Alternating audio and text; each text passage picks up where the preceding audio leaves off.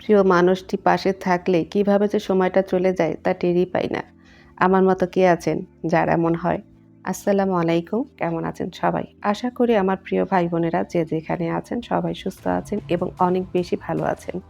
বরাবরের মতো আবারও নতুন একটা ভিডিও নিয়ে হাজির হয়েছি। আশা করি সবার কাছে অনেক বেশি ভালো লাগবে। আর এই ভিডিওটা দেখতে হলে এই ভিডিও শুরু থেকে শেষ পর্যন্ত আমার সাথেই থাকবেন। ভিডিওটা যদি সামান্য একটু ভালো লেগে যায় তাহলে অবশ্যই আমার চ্যানেলটা সাবস্ক্রাইব করে দিবেন। ছোট্ট একটা লাইক দিয়ে আমার চ্যানেলের পাশেই থাকবেন। তো আমি আর আমার মেয়ে, আমার প্রিয় ব্যক্তি, আমরা সবাই চলে এসেছি ঘুরতে।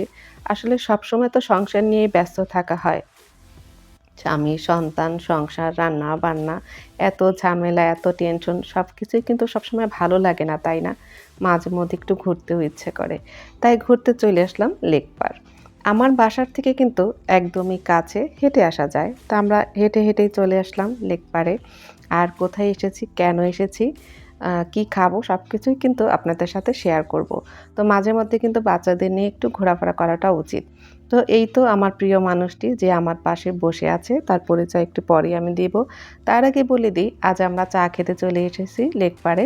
তো এই তো মনির ভাই, মনির ভাইয়ের চাটা কিন্তু অনেক মজার হয়। এর আগেও আমি চা খেয়ে গিয়েছি, চাটা অনেক মজার। তো মনির ভাইকে আমি একটু দেখিয়ে দিচ্ছি, যাতে করে যারা চা খেতে আসবেন তারা যেন মনির ভাইকে দেখেই চিনতে পারেন। খুবই মজার হয়। আর মনির ভাইয়ের দোকানটা কোথায় সেটা আমি এখনই বলে দিচ্ছি। এই তো সেলফি টাওয়ার। সেই সেলফি টাওয়ারের পাশে কিন্তু লবঙ্গ রেস্টুরেন্ট আছে। ঠিক তার পাশেই হচ্ছে মনির ভাইয়ের দোকান। মনির ভাইয়ের দোকানটা কিন্তু চা আর পোড়া রুটির খুব বিখ্যাত এখানে। যারা মাদারীপুরে আসেন এবং চাটা খেতে চান এই দোকানে আসতে পারেন। খুবই মজার। তো যাই হোক, গল্প করতে, করতে কিন্তু চা চলে এসেছে। আর আমি বলে দিচ্ছি আমার প্রিয় মানুষটি আমার পাশেই আছে। সে হচ্ছে আমার জা। কি বলবো? সে আমার জা, আমার ভাবি, আমার বোন, আমার বান্ধবী, অনেক কিছু। মানে ওর পরিচয় আমি দিয়ে শেষ করতে পারবো না। তো ওর কাছে থাকলে আমার অনেক বেশি ভালো লাগে। আর এই তো আমাদের চাও চলে এসেছে। চাটা খেয়ে নিচ্ছি। চার অবস্থা দেখেন। গুঁড়া দুধ বলেন, সর বলেন, বাদাম বলেন, একদম ভরপুর দেওয়া। চুমুকে, চুমুকে বাদাম আর দুধের সরটাই মুখে লাগছে।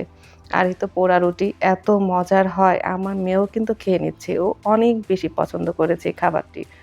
তো চা কিন্তু আসলে ওইভাবে খায় না। কিন্তু এই চা দিয়ে পোড়া রুটি খেতে ও অনেক বেশি পছন্দ করেছে। তো বারে, বারেই কিন্তু খাচ্ছে ও।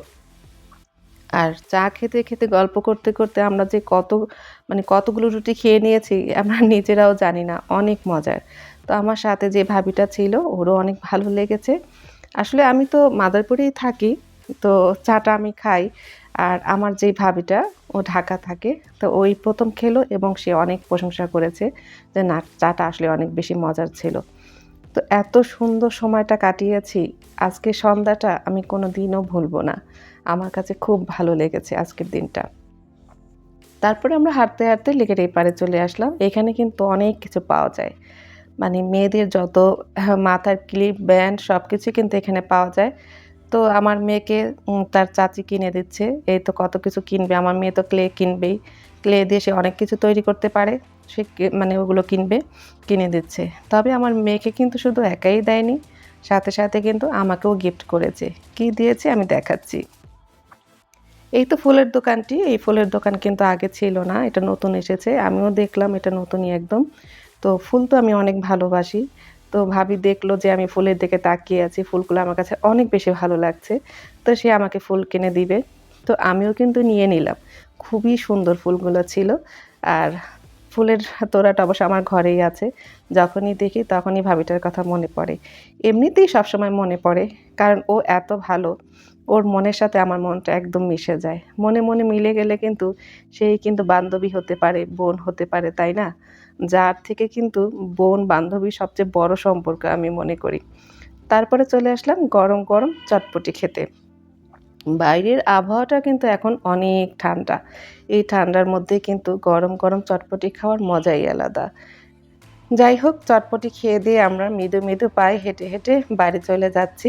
আর ভাবির সাথে কিন্তু অনেক গল্প করছি। হেঁটে, হেঁটেই কিন্তু গল্পটা আমাদের চলছে। গল্পে কিন্তু থামেনি। তো এভাবে করে বাচ্চাদের সাথে ঘোরাটা উচিত আমি মনে করি। আজ এই পর্যন্তই। আল্লাহ হাফেজ।